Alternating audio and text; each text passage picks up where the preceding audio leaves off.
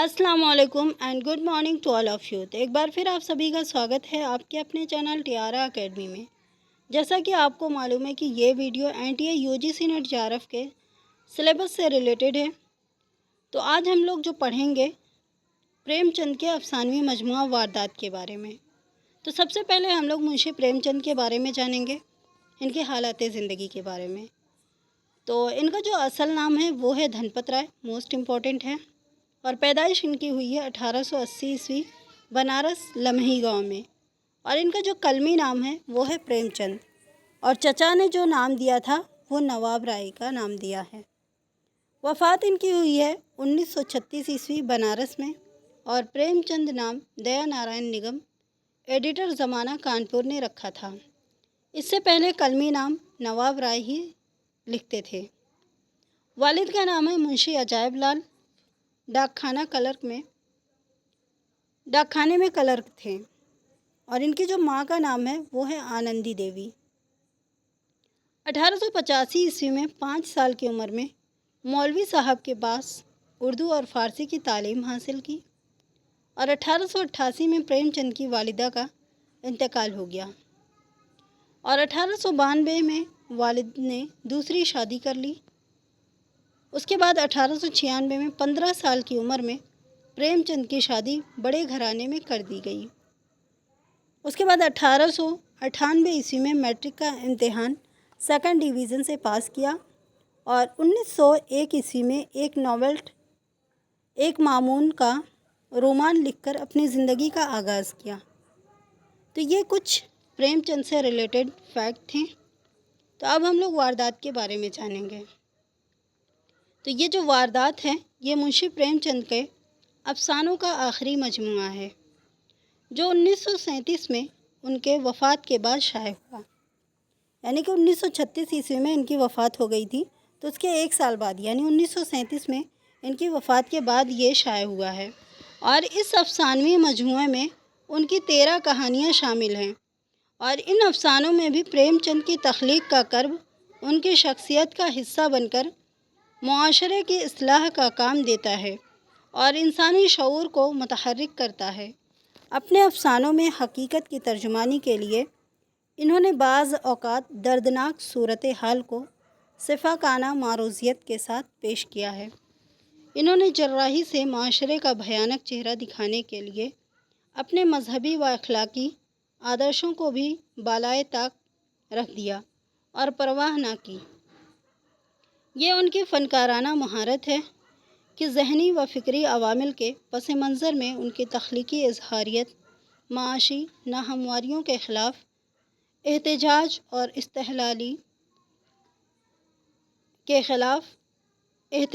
اور استحصالی قوتوں کے خلاف نبرد آزمائی کے لیے ان کے ذاتی تجربات و مشاہدات میں ڈھال کر پوری چابکدستی سے کرتاز سے آشنا ہوتی ہے.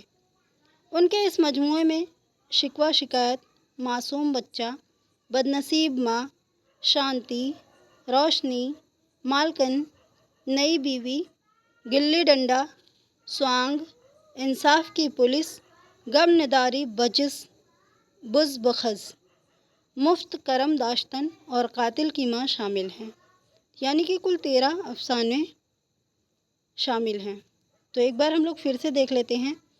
جو شکوہ شکایت، معصوم بچہ، بدنصیب ماں، شانتی، روشنی، مالکن، نئی بیوی، گلی ڈنڈا، سوانگ، انصاف کی پولیس، غم نداری بز بخز، مفت کرم داشتن، قاتل ماں. تو ہم لوگ آج پہلا افسانہ دیکھیں گے ان کا، جو ہے شکوہ شکایت. تو اس کے بارے میں ہم لوگ پڑھیں گے. زندگی کا بڑا حصہ تو اسی گھر میں گزر گیا، مگر کبھی آرام نہ نصیب ہوا. میرے شوہر دنیا کی نگاہ میں بڑے نیک اور خوش خلق اور فیاض اور بیدار مغز ہوں گے، لیکن جس پر گزرتی ہے وہی جانتا ہے. دنیا کو تو ان لوگوں کی تعریف میں مزہ آتا ہے جو اپنے گھر کو جہنم میں ڈال رہے ہوں اور غیروں کے پیچھے اپنے آپ کو تباہ کیے ڈالتے ہوں. جو گھر والوں کے لیے مرتا ہے اس کی تعریف دنیا والے نہیں کرتے، وہ تو ان کی نگاہ میں خود غرض ہے. بخیل ہے، تنگ دل ہے، مغرور ہے، کورے باطن ہے۔ اس طرح جو لوگ باہر والوں کے لیے مرتے ہیں ان کی تعریف گھر والے کیوں کرنے لگیں؟ اب انہی کو دیکھو، صبح سے شام تک اب انہی کو دیکھو صبح سے شام تک مجھے پریشان کیا کرتے ہیں۔ باہر سے کوئی چیز منگوائی تو ایسی دکان سے لائیں گے جہاں کوئی گاہک بھول کر بھی نہ جاتا ہو۔ ایسی دکانوں پر نہ چیز اچھی ملتی ہے، نہ وزن ٹھیک ہوتا ہے، نہ دام ہی مناسب۔ یہ نقائص نہ ہوتے تو وہ دکان بدنام ہی کیوں ہوتی؟ انہیں ایسی ہی دکانوں پر سودا سلف خریدنے کا مرض ہے۔ بارہا کہا کسی چلتی ہوئی دکان سے چیزیں لایا کرو، وہاں مال زیادہ کھپتا ہے، اس لیے تازہ مال آتا رہتا ہے۔ مگر نہیں،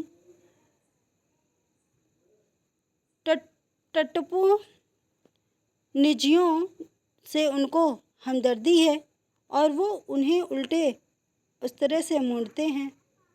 گیہوں لائیں گے تو سارے بازار سے خراب، گھنا ہوا، چاول ایسا موٹا کہ بیل بھی نہ پوچھے، دال میں کنکر بھرے ہوئے، منو لکڑی جلا ڈالو، کیا مجال کی گلے۔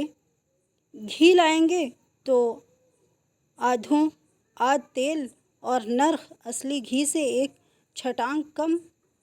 تیل لائیں گے تو ملاوٹ کا، بالوں میں ڈالوں تو چٹک جائے، مگر دام دے آئیں گے اعلیٰ درجے کے۔ چنبیلی کے تیل کے، چلتی ہوئی دکان پر جاتے تو جیسے انہیں ڈر لگتا ہے، شاید اونچی دکان اور پھیکے پکوان کے قائل ہیں۔ میرا تجربہ کہتا ہے کہ نیچی دکان پر سڑے پکوان ہی ملتے ہیں۔ ایک دن کی بات ہو تو برداشت کر لی جائے، روز روز کی مصیبت برداشت نہیں ہوتی۔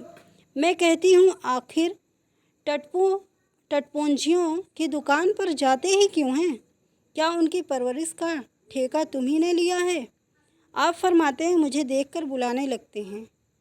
خوب، ذرا انہیں بلا لیا اور خوشامد کے دو چار الفاظ سنا دیے، بس آپ کا مزاج آسمان پر جا پہنچا۔ پھر انہیں سدھ نہیں رہتی کہ وہ کوڑا کرکٹ باندھ رہا ہے یا کیا۔ پوچھتی ہوں تم اس راستے سے جاتے ہی کیوں ہو؟ کیوں کسی دوسرے راستے سے نہیں جاتے؟ ایسے اٹھائی گیروں کو منہ ہی کیوں لگاتے ہیں؟ پوچھتی ہوں کہ تم اس راستے سے جاتے ہی کیوں ہو؟ کیوں کسی دوسرے راستے سے نہیں جاتے؟ ایسے اٹھائی گیروں کو منہ ہی کیوں لگا لیتے ہو؟ اس کا جواب کوئی نہیں۔ ایک خاموشی 100 بلاؤں کو ٹالتی ہے۔ ایک بار ایک زیور بنانا تھا، میں تو حضرت کو جانتی تھی، اس سے کچھ پوچھنے کی ضرورت نہ سمجھی۔ ایک پہچان کے سونار کو بلا رہی تھی، اتفاق سے آپ بھی موجود تھے۔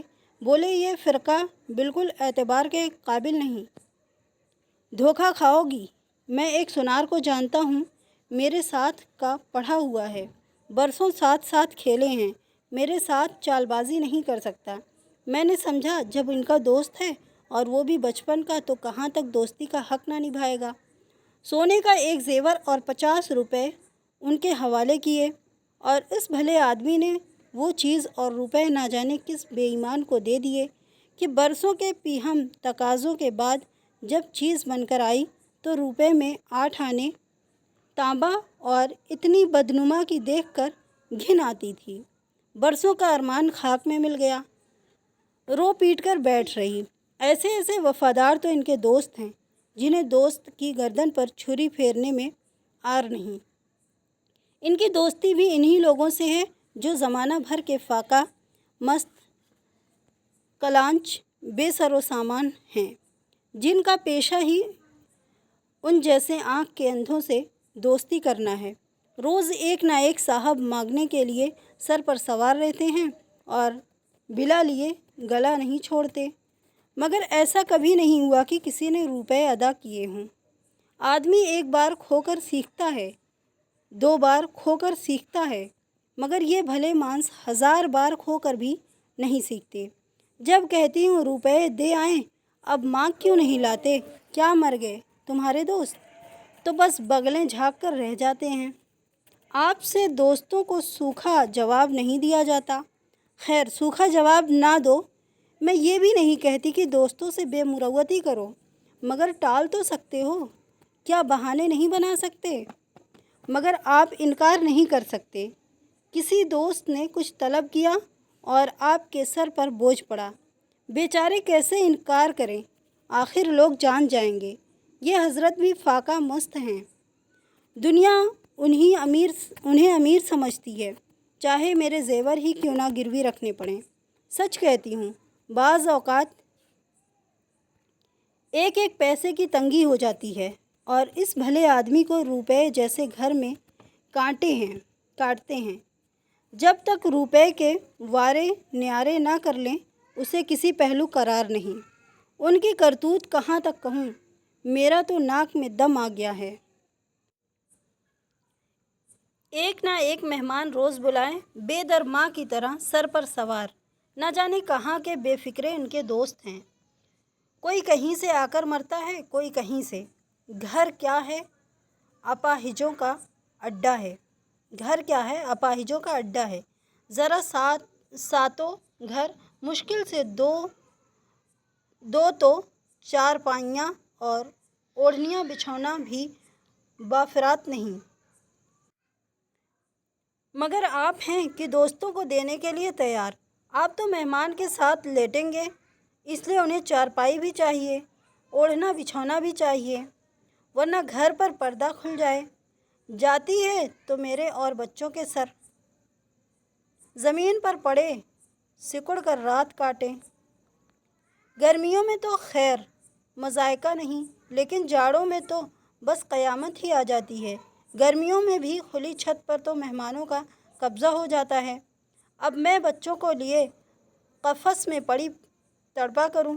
اتنی سمجھ بھی نہیں کہ جب گھر کی یہ حالت ہے تو کیوں ایسوں کو مہمان بنائیں جن کے پاس کپڑے لتے تک نہیں۔ خدا کے فضل سے ان کے سبھی دوست ایسے ہی ہیں۔ ایک بھی خدا کا بندہ ایسا نہیں جو ضرورت کے وقت ان کے ڈھیلے سے بھی مدد کر سکے۔ ایک بار حضرت کو اس کا تجربہ اور بے حد تلخ تجربہ ہو چکا ہے، مگر اس مرد خدا نے تو آنکھیں کھولنے کی قسم کھا لی ہے۔ ایسے ہی ناداروں سے ان کی پٹتی ہے، ایسے لوگوں سے آپ کی دوستی ہے کہ کہتے شرم آتی ہے۔ جسے کوئی اپنے دروازے پر کھڑا بھی نہ ہونے دے، وہ آپ کا دوست ہے۔ شہر میں اتنے امیر کبیر ہیں، آپ کا کسی سے بھی ربط و ضبط نہیں، کسی کے پاس نہیں جاتے۔ امراء مغرور ہیں، مدمغ ہیں، خوشامد پسند ہیں، ان کے پاس کیسے جائیں؟ دوستی گاہیں گے ایسوں سے جن کے گھر میں کھانے کو بھی نہیں۔ ایک بار ہمارا خدمتگار چلا گیا اور کئی دن دوسرا خدمتگار نہ ملا۔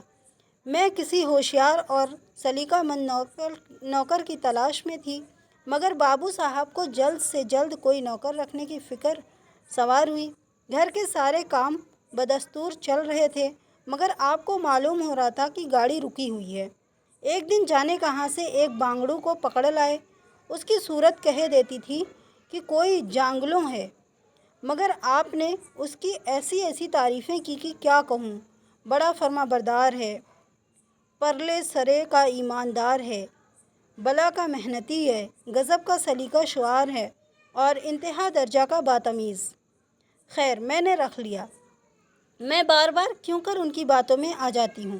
مجھے خود تعجب ہے کہ یہ آدمی صرف شکل سے آدمی تھا، آدمیت کی کوئی علامت اس میں نہ تھی، کسی کام کی تمیز نہیں۔ بے ایمان نہ تھا، مگر احمق نمبر اول کا۔ بے ایمان ہوتا تو کم سے کم اتنی تسکین تو ہوتی کہ خود کھاتا ہے۔ کمبخت دکانداروں کی فطرتوں کا شکار ہو جاتا ہے، اسے 10 تک گنتی بھی نہ آتی تھی۔ 1 روپیہ دے کر بازار بھیجوں تو شام تک حساب نہ سمجھا سکے، غصہ پی کر رہ جاتی تھی۔ خون جوش کھانے لگتا تھا کہ سور کے کان اکھاڑ ڈالوں، مگر ان حضرت کو کبھی اسے کچھ کہتے نہیں دیکھا۔ آپ نہا کر دھوتی چھانٹ رہے ہیں اور وہ دور بیٹھا تماشا دیکھ رہا ہے۔ میرا خون کھولنے لگتا، لیکن ابھی ذرا سی بھی احساس نہ ہوتا۔ جب میرے ڈانٹنے پر دھوتی چھانٹنے جاتا بھی تو آپ اسے قریب نہ آنے دیتے، اس کے عیبوں کو ہنر بنا کر دکھایا کرتے تھے اور اس کوشش میں کامیاب نہ ہوتے۔ اور ان عیوب پر پردہ ڈال دیتے تھے۔ کمبخت کو جھاڑو دینے کی بھی تمیز نہ تھی۔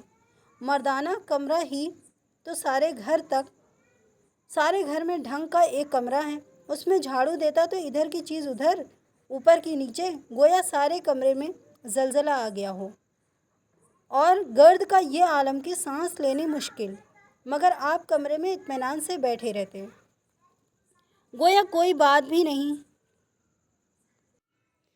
ان دن میں نے اسے خوب ڈانٹا اور کہہ دیا، اگر کل سے تو نے سلیقے سے جھاڑو نہ دی تو کھڑے کھڑے نکال دوں گی۔ سویرے سو کر اٹھی تو دیکھتی ہوں کمرے میں جھاڑو دی ہوئی ہے، ہر ایک چیز قرینے سے رکھی ہوئی ہے، گرد و غبار کا کہیں نام نہیں۔ آپ نے فوراً ہنس کر کہا، دیکھتی کیا ہو، آج گھورے نے بڑے سویرے جھاڑو دی ہے۔ میں نے سمجھا دیا، تم طریقہ تو بتلاتی نہیں ہو، الٹی ڈانٹنے لگتی ہو۔ لیجئے صاحب، یہ بھی میری ہی خطا تھی۔ خیر، میں نے سمجھا کہ اس نالائق نے کم سے کم ایک کام تو سلیقے کے ساتھ کیا۔ اب روز کمرہ صاف ستھرا ملتا اور میری نگاہوں میں گھورے کی کچھ وقعت ہونے لگی۔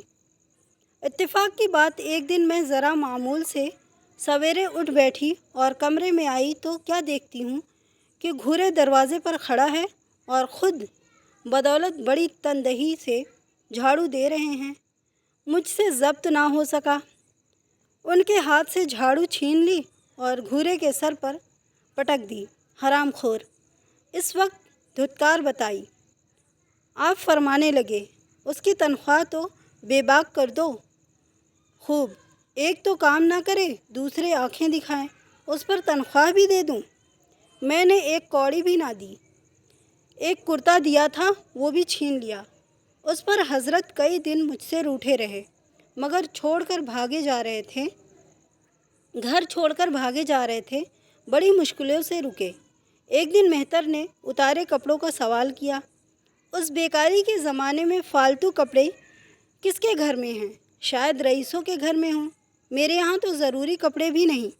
حضرت ہی کا توشہ خانہ ایک بگچی میں آ جائے گا جو ڈاک کے پارسل سے کہیں بھیجا جا سکتا ہے۔ پھر اس سال سردی کے موسم میں نئے کپڑے بنوانے کی نوبت بھی نہ آئی تھی۔ میں نے مہتر کو صاف جواب دے دیا، سردی کی شدت تھی، اس کا مجھے بھی خود احساس تھا، غریب پر کیا گزرتی ہے اس کا علم تھا، لیکن میرے یا آپ کے پاس افسوس کے سوا اور کیا علاج ہے؟ جب روزہ اور عمرہ کے پاس ایک مال گاڑی کپڑوں سے بھری ہوئی ہے تو پھر غربا کیوں نہ برہنگی کا عذاب جھیلیں؟ خیر، میں نے تو اسے جواب دے دیا۔ آپ نے کیا کیا؟ اپنا کوٹ اتار کر اس کے حوالے کر دیا۔ میری آنکھوں میں خون اتر آیا۔ حضرت کے پاس یہی ایک کوٹ تھا، یہ خیال نہ ہوا کہ پہنیں گے کیا۔ مہتر نے سلام کیا، دعائیں دی اور اپنی راہ لی۔ آخر کئی دن سردی کھاتے رہے، صبح کو گھومنے جایا کرتے تھے، وہ سلسلہ بند ہو گیا، مگر دل بھی قدرت نے انہیں عجیب قسم کا دیا ہے۔ پھٹے پرانے کپڑے پہنتے آپ کو شرم نہیں آتی؟ میں تو کٹ جاتی ہوں۔ آپ کو متعلق احساس نہیں، کوئی ہنستا ہے تو ہنسے آپ کی بلا سے۔ آخر مجھ سے دیکھا نہ گیا تو ایک کوٹ بنوا دیا۔ جی تو جلتا تھا کہ خوب سردی کھانے دوں، مگر ڈری کہ کہیں بیمار نہ پڑ جائیں تو اور بھی آفت آ جائے۔ آخر کار تو انہی کو کرنا ہے۔ یہ اپنے دل میں سمجھتے ہوں گے کہ میں کتنا نیک نفس اور منکسر مزاج ہوں۔ شاید انہیں ان اوصاف پر ناز ہو، میں انہیں نیک نفس بھی نہیں سمجھتی ہوں۔ یہ سادہ لوحی ہیں، سیدھے سادی حماقت۔ جس مہتر کو آپ نے اپنا کوٹ دیا، اسی کو میں نے کئی بار رات شراب کے نشے میں مدمست جھومتے دیکھا ہے اور آپ کو دکھا بھی دیا ہے، تو پھر دوسروں کی کجروی کا تاوان ہم کیوں دیں؟ اگر آپ نیک نفس اور فیاض ہوتے تو گھر والوں سے بھی تو فیاضانہ برتاؤ کرتے، یا ساری فیاضی باہر والوں کے لیے ہی مخصوص ہے؟ گھر والوں کا اس کا عشر عشیر بھی نہ ملنا چاہیے۔ اتنی عمر گزر گئی مگر اس شخص نے کبھی اپنے دل سے میرے لیے ایک سوغات بھی نہ خریدی۔ بے شک جو چیز طلب کروں اسے بازار سے لانے میں انہیں کلام نہیں، مطلق اثر نہیں، مگر روپیہ بھی دے سکوں یہ شرط ہے۔ انہیں خود کبھی توفیق نہیں ہوتی۔ یہ میں مانتی ہوں کہ بیچارے اپنے لیے بھی کچھ نہیں لاتے، میں جو کچھ منگوا دوں اسی پر قناعت کر لیتے ہیں، مگر انسان کبھی کبھی شوق کی چیزیں چاہتا ہی ہے۔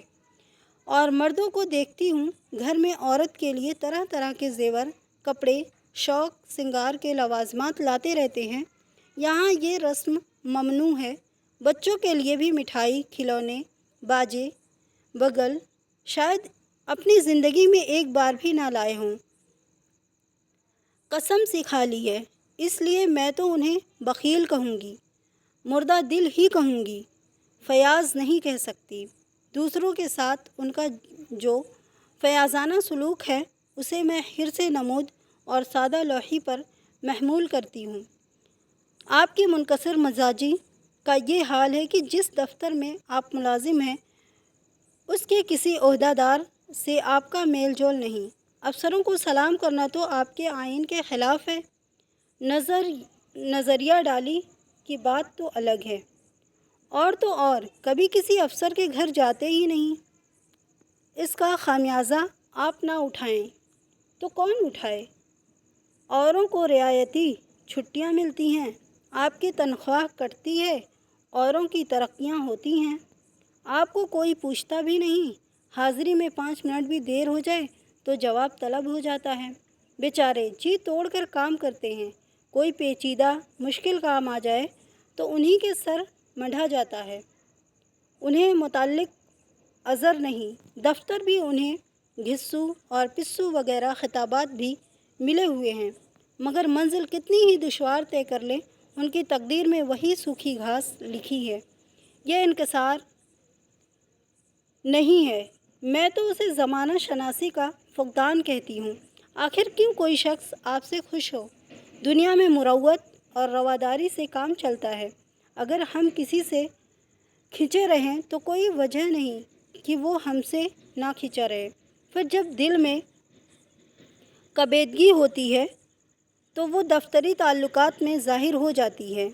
جو ماتحت افسر کو خوش رکھنے کی کوشش کرتا ہے، جس کی ذات سے افسر کو کوئی ذاتی فائدہ پہنچتا ہے، جس پر اعتبار ہوتا ہے، اس کا لحاظ وہ لازمی طور پر کرتا ہے۔ ایسے بے غرضوں سے کیوں کسی کو ہمدردی ہونے لگی؟ افسر بھی انسان ہیں، ان کے دل میں تو اعزاز و امتیاز کی ہوس ہوتی ہے، وہ کہاں پوری ہو؟ جب اس کے ماتحت ہی فرنٹ رہیں، آپ نے جہاں ملازمت کی وہیں سے نکالے گئے، کبھی کسی دفتر میں 1-2 سال سے زیادہ نہ چلے، یا تو افسروں سے لڑ گئے یا کام کی کثرت کی شکایت کر بیٹھے۔ آپ کو کنبہ پروری کا دعویٰ ہے، آپ کے کئی بھائی بھتیجے ہیں، وہ کبھی آپ کی بات بھی نہیں پوچھتے، مگر آپ برابر ان کا منہ تاکتے رہتے ہیں۔ ان کے ایک بھائی صاحب آج کل تحصیلدار ہیں، گھر کی جائیداد انہی کی نگرانی میں ہے، وہ شان سے رہتے ہیں، موٹر خرید لی ہے، کئی نوکر ہیں، مگر یہاں بھولے سے بھی خط نہیں لکھتے۔ ایک بار ہمیں روپے کی سخت ضرورت ہوئی، میں نے کہا اپنے برادر مکرم سے کیوں نہیں مانگتے؟ کہنے لگے کیوں انہیں پریشان کروں، آخر انہیں بھی تو اپنا خرچہ کرنا ہے، کون سی ایسی بچت ہو جاتی ہوگی۔ میں نے بہت مجبور کیا تو آپ نے خط لکھا، معلوم نہیں خط میں کیا لکھا، لیکن روپے نہ آنے تھے، نہ آئے۔ کئی دنوں کے بعد میں نے پوچھا کچھ جواب آیا حضور کے بھائی صاحب کے دربار سے؟ آپ نے ترس ہو کر کہا ابھی 1 ہفتہ تو خط بھیجے ہوا ہے، ابھی کیا جواب آ سکتا ہے؟ 1 ہفتہ اور گزرا، اب آپ کا یہ حال ہے کہ مجھے کوئی بات کرنے کا موقع ہی نہیں عطا فرماتے، اتنے بشاش نظر آتے ہیں کہ کیا کہوں۔ باہر سے آتے ہیں تو خوش کوئی نہ کوئی شگوفہ لیے ہوئے، میری خوشامد بھی خوب ہو رہی ہے، میرے میکے والوں کی بھی تعریف ہو رہی ہے۔ میں حضرت کی چال سمجھ رہی تھی، یہ ساری دلجوئیاں محض اس لیے تھیں کہ آپ کے برادر مکرم کے متعلق کچھ پوچھ نہ بیٹھوں۔ سارے ملکی، مالی، اخلاقی، تمدنی مسائل میرے سامنے بیان کیے جاتے تھے، اتنی تفصیل اور شرح کے ساتھ کہ پروفیسر بھی دنگ رہ جائے۔ محض اس لیے کہ مجھے اس امر کی بابت کچھ پوچھنے کا موقع نہ ملے۔ لیکن میں کیا چوکنے والی تھی؟ جب پورے 2 ہفتے گزر گئے اور بیمہ کمپنی کے روپے روانہ کرنے کی تاریخ موت کی طرح سر پر آ پہنچی تو میں نے پوچھا، کیا ہوا؟ تمہارے بھائی صاحب نے دہن مبارک سے کچھ فرمایا یا ابھی تک خط ہی نہیں پہنچا؟ آخر ہمارا حصہ بھی گھر کی جائیداد میں کچھ ہے یا نہیں؟ یا ہم کسی لونڈی باندی کی اولاد ہیں؟ 500 روپے سال کا منافع 9-10 سال قبل تھا، اب 1000 سے کم نہ ہوگا۔ کبھی ایک جھنجھی کوڑی بھی نہ ہمیں ملی۔ موٹے حساب سے ہمیں 2000 ملنا چاہیے۔ 2000 نہ ہو 1000 ہو، 500 ہو، 250 ہو، کچھ نہ کچھ تو بیمہ کمپنی کے پریمیم بھرنے کو تو ہو۔ تحصیلدار کی آمدنی ہماری آمدنی سے چوگنی ہے۔ رشوتیں بھی لیتے ہیں تو پھر ہمارے روپے کیوں نہیں دیتے؟ آپ ہیں ہاں ہاں کرنے لگے۔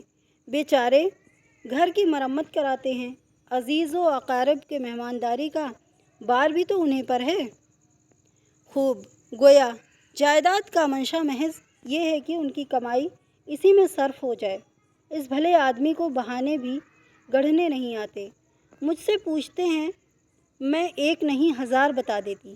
کہہ دیتے گھر میں آگ لگ گئی ہے، سارا اثاثہ جل کر خاک ہو گیا ہے، یا چوری ہو گئی ہے، چور نے گھر میں تنکا تک نہ چھوڑا، یا 10,000 کا غلہ خریدا تھا، اس میں خسارہ ہو گیا، گھاٹے سے بیچنا پڑا، یا کسی سے مقدمہ بازی ہو گئی، اس میں دیوالا پٹ گیا۔ آپ کو سوجھی بھی تو لیکچر سی بات۔ اس جولانی طبع پر آپ مصنف اور شاعر بھی بنتے ہیں۔ تقدیر ٹھونک کر بیٹھی رہی، پڑوس کی بیوی سے قرض لیے تب جا کر کہیں کام چلا، پھر بھی آپ بھائی بھتیجوں کی تعریف کے پل باندھتے ہیں تو میرے جسم میں آگ لگ جاتی ہے۔ ایسے برادران یوسف سے خدا بچائے۔ خدا کے فضل سے آپ کے 2 بچے ہیں، 2 بچیاں بھی ہیں۔ خدا کا فضل کہوں یا خدا کا قہر کہوں، سب کے سب اتنے شریر ہو گئے ہیں کہ معاذ اللہ، مگر کیا مجال کہ یہ بھلے مانس کسی بچے کو تیز نگاہ سے بھی دیکھیں۔ رات کو 8 بج گئے ہیں، بڑے صاحبزادے ابھی گھوم کر نہیں آئے۔ میں گھبرا رہی ہوں، اطمینان سے بیٹھے اخبار پڑھ رہے ہیں۔ جھلائی ہوئی آتی ہوں اور اخبار چھین کر کہتی ہوں، جا کر ذرا دیکھتے کیوں نہیں؟ لونڈا کہاں رہ گیا؟ نہ جانے تمہارے دل میں کچھ قلق ہے بھی یا نہیں؟ تمہیں تو خدا نے اولاد ہی ناحق دی۔ آج آئے تو خوب ڈانٹنا۔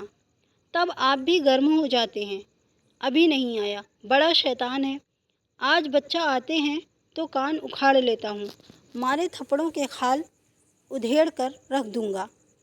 یوں بگڑ کر طیش کے عالم میں آپ اس کو تلاش کرنے نکلتے ہیں۔ اتفاق سے آپ ادھر جاتے ہیں، ادھر لڑکا آ جاتا ہے۔ میں کہتی ہوں، کدھر سے آ گیا؟ وہ بیچارے تجھے ڈھونڈنے گئے ہیں۔ دیکھنا آج کیسی مرمت ہوتی ہے، یہ عادت ہی چھوٹ جائے گی۔ دانت پیس رہے تھے، آتے ہی ہوں گے، چھڑی بھی ہاتھ میں ہے۔ تم اتنے شریر ہو گئے ہو کہ بات نہیں سنتے۔ آج قدر و عافیت معلوم ہوگی۔ لڑکا سہم جاتا ہے اور لیمپ جلا کر پڑھنے لگتا ہے۔ آپ 1.5-2 گھنٹے میں لوٹتے ہیں، حیران و پریشان اور بدحواس۔ گھر میں قدم رکھتے ہی پوچھتے ہیں، آیا کہ نہیں؟ میں ان کا غصہ بھڑکانے کے ارادے سے کہتی ہوں، آ کر بیٹھا تو ہے، جا کر پوچھتے کیوں نہیں؟ پوچھ کر ہار گئی، کہاں گیا تھا؟ کچھ بولتا ہی نہیں ہے۔ آپ گرج پڑتے ہیں، منو یہاں آؤ۔ لڑکا تھر تھر کانپتا ہوا آ کر آنگن میں کھڑا ہو جاتا ہے۔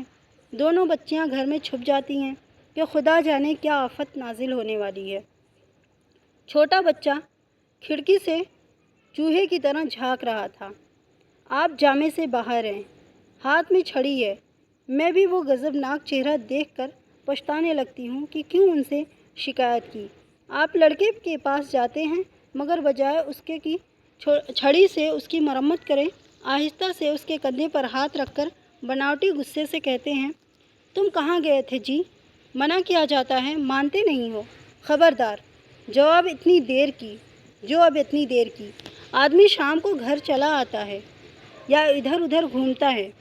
میں سمجھ رہی ہوں یہ تمہید ہے۔ قصیدہ اب شروع ہوگا۔ گریز تو بری نہیں، لیکن یہاں تمہید ہی خاتمہ ہو جاتی ہے۔ بس آپ کا غصہ فرو ہو گیا۔ لڑکا اپنے کمرے میں چلا جاتا ہے اور غالباً خوشی سے اچھلنے لگتا ہے۔ میں احتجاج کی صدا بلند کرتی ہوں، تم تو جیسے ڈر گئے، بھلا 2-4 تماچے تو لگائے ہوتے۔ اس طرح تو لڑکے شیر ہو جاتے ہیں۔ آج 8 بجے آیا ہے، کل 9 بجے خبر لائے گا۔ اس نے بھی دل میں کیا سوچا ہوگا۔ آپ فرماتے ہیں، تم نے سنا نہیں میں نے کتنی زور سے ڈانٹا، بچے کی روح ہی فنا ہو گئی۔ دیکھ لینا جو پھر کبھی دیر میں آئے۔ تم نے ڈانٹا تو نہیں؟ ہاں، آنسو پوچھ دیے۔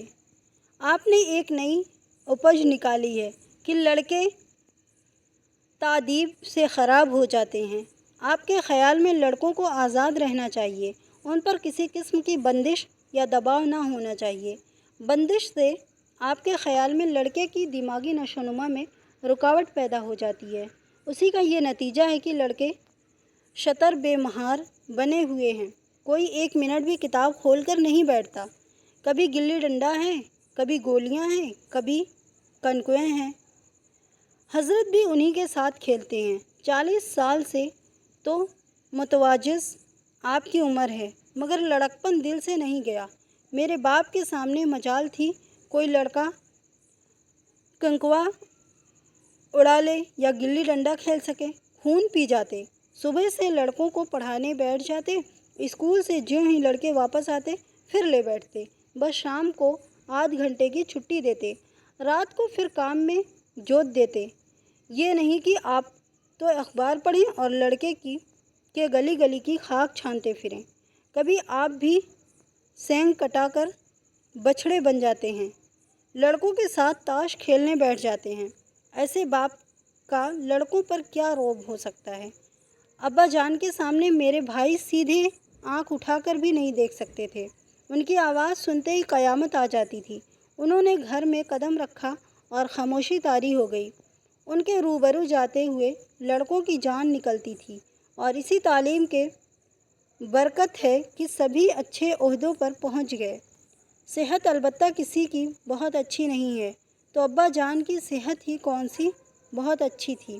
بیچارے ہمیشہ کسی نہ کسی بیماری میں مبتلا رہتے، پھر لڑکوں کی صحت کہاں سے اچھی ہو جاتی۔ لیکن کچھ بھی ہو، تعلیم و تادیب میں انہوں نے کسی کے ساتھ رعایت نہیں کی۔ ایک روز میں نے حضرت کو بڑے صاحبزادے کو کنکوا کی تعلیم دیتے دیکھا۔ یوں گھماؤ، یوں گوتا دو، یوں کھینچو، یوں ڈھیل دو، ایسا دل و جان سے سکھا رہے تھے گویا گرو منتر دے رہے ہوں۔ ایک دن میں نے بھی ان کی ایسی خبر لی کہ یاد کرتے ہوں گے۔ میں نے صاف کہہ دیا کہ تم کون ہوتے ہو میرے بچوں کو بگاڑنے والے؟ تمہیں گھر سے کوئی مطلب نہیں ہے؟ نہ ہو، لیکن آپ میرے بچوں کو خراب مت کیجیے، برے شوق مت پیدا کیجیے۔ اگر آپ انہیں سدھار نہیں سکتے تو کم از کم بگاڑیے مت۔ لگے باتیں بنانے۔ ابا جان کسی لڑکے کو میلے تماشے نہ لے جاتے تھے۔ لڑکا سر پٹک کر مر جائے مگر ذرا بھی نہ پسیجتے تھے، اور ان بھلے آدمی کا یہ حال ہے کہ ایک ایک سے پوچھ کر میلے لے جاتے ہیں۔ چلو چلو، وہاں بڑی بہار ہے، خوب آتش بازیاں چھوٹیں گی، غبارے اڑیں گے، ولایتی چرخیاں بھی ہیں، ان پر مزے سے بیٹھنا۔ اور تو اور آپ لڑکوں کو ہاکی کھیلنے سے بھی نہیں روکتے۔ یہ انگریزی کھیل بھی کتنے خوفناک ہوتے ہیں۔ کرکٹ، فٹ بال، ہاکی، ایک سے ایک مہلک، گیند لگ جائے تو جان ہی لے کر چھوڑیں، مگر آپ کو ان کھیلوں سے بڑی رغبت ہے۔ کوئی لڑکا میچ جیت کر آ جاتا تو کتنے خوش ہوتے ہیں، گویا کوئی قلعہ فتح کر آیا ہو۔ حضرت کو ذرا بھی اندیشہ نہیں ہے کہ کسی لڑکے کو چوٹ لگ گئی تو کیا ہوگا، ہاتھ یا پاؤں ٹوٹ گیا تو بیچاروں کی زندگی کیسے پار لگے گی۔ پچھلے سال لڑکی کی شادی تھی، آپ کو یہ ضد تھی کہ جہیز کے نام کانی کوڑی بھی نہ دیں گے، چاہے لڑکی ساری عمر کنواری بیٹھی رہے۔ آپ اہل دنیا کی خبیث النفی آئے دن دیکھتے رہتے ہیں، پھر بھی چشم بصیرت نہیں کھلتی۔ جب تک سماج کا یہ نظام قائم ہے اور لڑکی کا بلوغ کے بعد کنواری رہنا انگشت نمائی کا باعث ہے، اس وقت تک یہ رسم فنا نہیں ہو سکتی ہے۔ دو چار افراد بھلے ہی ایسے بیدار مغز نکل آئیں جو جہیز لینے سے انکار کریں، لیکن اس کا اثر عام حالت پر کم ہوتا ہے اور برائی بدستور قائم رہتی ہے۔ جب لڑکوں کی طرح لڑکیوں کے لیے بھی 20-25 برس کی عمر تک کنواری رہنا بدنامی کا باعث نہ سمجھا جائے گا، اس وقت آپ یہ رسم رخصت ہو جائے گی۔ میں نے جہاں جہاں پیغام دیے، جہیز کا مسئلہ پیدا ہوا اور آپ نے ہر موقع پر ٹانگ اڑا دی۔ جب اس طرح 1 سال پورا گزر گیا اور لڑکی کا 17واں سال شروع ہو گیا تو میں نے ایک جگہ بات پکی کر لی۔ حضرت بھی راضی ہو گئے کیونکہ ان لوگوں نے قرار داد نہیں کی، حالانکہ دل میں انہیں پورا یقین تھا کہ ایک اچھی رقم ملے گی، اور میں نے بھی طے کر لیا تھا کہ اپنے مقدور بھر کوئی بات اٹھا نہ رکھوں گی۔ شادی کے بخیر و عافیت انجام پانے میں کوئی شبہ نہ تھا، لیکن ان محاشے کے آگے میری ایک نہ چلتی تھی۔ یہ رسم بیہودہ ہے، یہ رسم بے معنی ہے۔ یہاں روپے کی کیا ضرورت؟ یہاں گیتوں کی کیا ضرورت؟ ناک میں دم تھا۔ یہ کیوں؟ وہ کیوں؟ یہ تو صاف جہیز ہے۔ تم نے میرے منہ میں کالک لگا دی، میری آبرو مٹا دی۔ ذرا خیال کیجئے، بارات دروازے پر پڑی ہوئی ہے اور یہاں بات بات پر رود قدح ہو رہی ہے۔ شادی کی ساعت رات کے 12 بجے تھے۔ ایک دن لڑکی کی ماں باپ ورت رکھتے ہیں، میں نے بھی ورت رکھا، لیکن آپ کو ضد تھی کہ ورت کی کوئی ضرورت نہیں۔ جب لڑکے کے والدین ورت نہیں رکھتے تو لڑکی کے والدین کیوں رکھیں؟ اور سارا خاندان ہر چند منع کرتا رہا، لیکن آپ نے حسب معمول ناشتہ کیا، کھانا کھایا۔ خیرات کو شادی کے وقت کنیا دان کی رسم آئی۔ آپ کو کنیا دان کی رسم پر ہمیشہ سے اعتراض ہے، اسے آپ مہمل سمجھتے ہیں۔ لڑکی دان کی جہیز نہیں، لڑکی دان کی چیز نہیں۔